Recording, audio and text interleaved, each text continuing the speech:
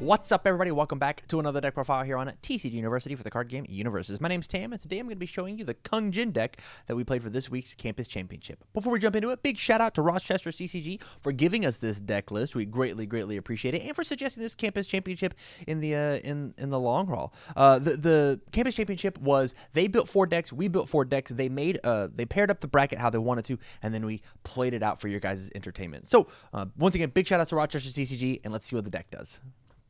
All right, you guys. So Kung Jin's kind of one of those sleepers. On the surface, he doesn't look like he does a lot, but he does so much. He basically says all of your attacks become unblockable by getting anywhere between 2 and 4 speed, and then once per game, you can either draw 2 extra cards to get a little extra gas, or you can really go Super Saiyan and grab 2 momentum from the top of your deck. Just really one of the most aggressive, monstrous decks in the format. And the fact that he's a 6 hand-sized character that does all of this is really cool, because he gets to use his 20, he gets to kind of throw his body around. He gets to use that 27 health in order to have a little bit of staying power inside of the match. So with that said, let's go ahead and take a look at the attacks. The first attack that we're playing is your kind of classic aggro attack, is 4 Missile Launcher.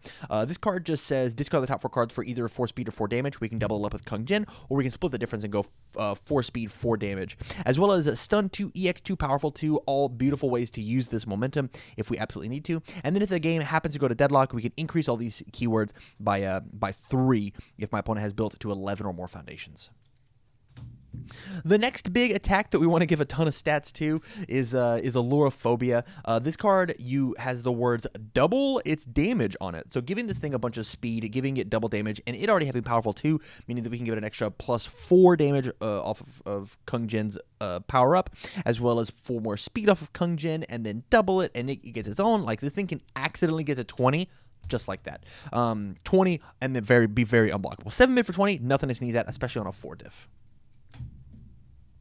In the same vein as Allura Phobia, we're playing 4 Lily 2's Ingress. This is just as much of a kill card as everything else, even though it is a little unsuspecting.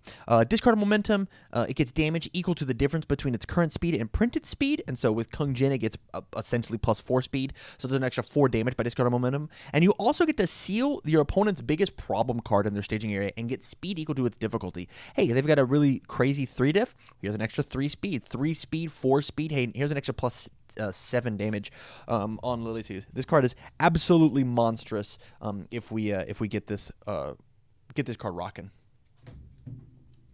Up next, we're playing Triple Stairwell Escape Shot. This card's really cool because of the fact that it gets to copy keywords. So we can copy a Missile Launcher and give it Stun 1, Stun 2, EX 2, Powerful 4, and just like accidentally just ruin their whole life off of a big reversal. Also got a really gnarly low block, which this deck was missing quite a bit.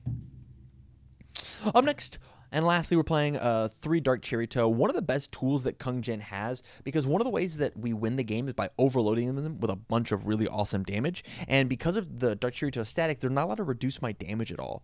Also, fun fact, we can copy multiple off of Dark Cherry Toe, so really cool to accidentally just hit them for 12. Anyways, this card has multiple 2, a beautiful use for our momentum off of Kung Jin. Conveniently, we get 2 off the top of our deck, and making them all like an 8 low for 6s means we're pretty much going to be guaranteeing that 18 damage is pushing through. On our actions and assets, pretty much one of the big shot decks to play them. Is we're playing 4 Big Shot Punch, which says discard or plus or 3 or minus 3 damage, and then grab a Big Shot Judy. Remember, we're discarding 2 cards off of every single interaction with Kung Jin. And then it lets you pick up a Big Shot Judy, which says plus speed off of each one of these. So we can essentially have an extra plus 12 existing in our deck. And with Lily 2's Ingress, it's actually a plus 12 plus 24 because our speed was increased by 12, and that makes our difference bigger. You can definitely see how Lily 2's Ingress mixed with Punch and Judy is just a real rough time for my opponent. Up next, action-wise, we're playing double Know the Power of the Abyss. Discard the top 10 cards of your deck, fueling my Punch and Judy engine. In order to pick up a reversal, I can pick either Lily 2's Ingress, or if I need to, I can pick up Stairwell Shot. This is a very, very strong card in the current meta. There are plenty of really good, really potent reversals. Definitely be checking this out, even if you're not necessarily playing this deck, but try this card out in pretty much any deck that has a reversal in it. And the last card that we're playing is a bit of a disruptive card. Response: after my opponent plays a response to stop me, I'll pay 3 vitality, a small price to pay, in order to stop the response. A lot of this has to do with, they can no longer reduce my damage because of Dark Chirito. Well, then I'll respond and easily block this. You won't actually. My attack is still going to be going through. This card is very, very clutch, and it comes out of nowhere. On to some foundations. The aggressive foundations that we're playing for the second Saintly Beast. Discard the top 2 cards of your deck for an additional +2 speed, really guaranteeing that my opponent can't block anything. As well as if I happen to get the 1 or 2 blocks that I need to live, I can flip for the minus speed. But this deck really is all pedal to the metal. How many big shots can I play? How quick can Kung Jin fire this bow off? And the plus speed is definitely what this card is in here for. Conversely, we're playing 3 Soul of the Sword. Discard the top 3, helping out my Punch and Judy mills once more. And then because my character has the fire symbol, I can use this bottom enhance to give my attack +1 damage. So +4 speed, +3 damage if I've got all 3 by discarding 9, 10, 11 cards. Seems okay, especially with Punch and Judy online. Up next, we're playing triple A Worthy Vessel. Once again, our vitality is fairly high, so paying vitality in order to reduce your vitality feels very good. Fantastic spam in our deck. We're playing double Captain's Discontent. Response: after one of our attacks with a keyword rating is played, we can either plus or minus it, which means I can also play it on my opponent's attacks for +2 or -2 damage. Really good on the reversal. Just an extra +2. Really get him in there. Extra speed, extra damage with Captain's Discontent. Up next, we're playing triple the Azure Nightmare, our flow card. After I have checked a little poorly, maybe I've committed a foundation, I can discard one of the cards that I've either drawn or just a foundation out of my hand in order to ready it, and then continue to be playing attack cards. Really good whenever I've got a Punch and Judy loop happening that is maybe a little later in the chain than after the first attack, and I'm having to check these on maybe 4s, on maybe 5s, and I'm having to commit extra cards. Well, the Azure Nightmare is going to be my saving grace in order to keep throwing those punches and Judys. On to some defense, we're playing triple Hellfire of Despair. Response: after my opponent plays an attack, its damage can't be modified. Hey, you can't mess with your damage anymore. I don't have to block this because I'll just face tank it. It is totally fine for me to take just a regular old attack. That is okay. The exact opposite direction, 1 Kieran's Soul, flip -1 speed, and if I do block it, I'll just take no damage. So as opposed to just face tanking your damage that didn't change at all, hey, I'll just take nothing after I block.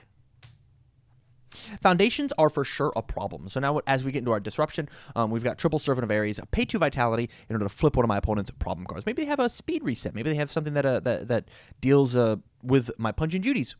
Pay 2, get rid of that problem card.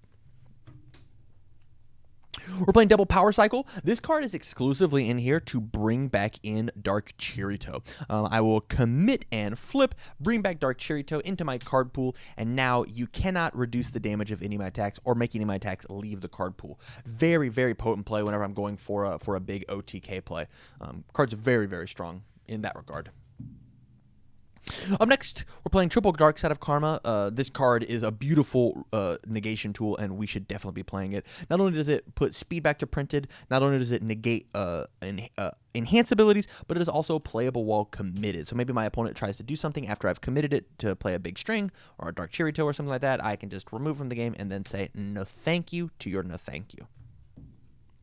Up next, we're playing double Overdramatic, kind of in the same vein as Dark Side of Karma, except this card hits slightly more things. Anytime they would increase the speed of the attack or decrease the damage on any card in the game, whether it be character or otherwise, I can cancel it. As well as if the game happens to go to deadlock, like some games do, I can just pick a Dark Charioteer up out of my discard pile and then sling him out. I'll pick up a missile launcher, and then, since I'm a deadlock to pick the attack up, I will be a deadlock in order to increase my keyword ratings. A bit of the tech pieces here. We've got one round one fight. This is a really good defensive disruptive piece because after my opponent plays a card that shares the same name, I can just remove this card to remove from the game. Basically, it's kind of like my own little swordfish too for the symbol for the characters that are inside Mortal Kombat. And if we happen to be a deadlock, you can just burn your opponent to death. Deadlock enhance, your opponent loses this one. I think the card is absolutely fantastic, and pretty much any Mortal Kombat character that can play it. And then the last card that we're playing is One No Surprises. This card's a very, very niche tech card. It says, enhance check of 4, your opponent discards the top card of their deck. So not only am I discarding the top card of my deck on every attack, but I'm making them discard the top card of their deck on any attack. If my opponent has any way, like Byaku or Takeda, to stack the top card of the deck, I'm just going to say no to that. No surprises here. I want to know what's on top of the deck. And so there you have it. There's the Kung Jin list that we played for this week's Campus Championship. If you like the list and you want to check out more videos like it, make sure you go and you check out all the matches that Kung Jin got to play over on its own separate playlist. And if you want to catch the matches live, you can do that by going out to twitch.tv/TCGUniversity, following out there, sub if you got it. And we go live every Tuesday at about 3 o'clock as we play an 8-man single elimination top cut bracket. And if you like all of that and you want to show your support, the best way to do that is by going out to patreon.com/TCGUniversity, subbing out there at the $1 level, getting access to the Discord as well as content early. It really helps us keep the light on and make awesome, really cool content for you. So with all that said, thank you very much for watching the video and stay learned.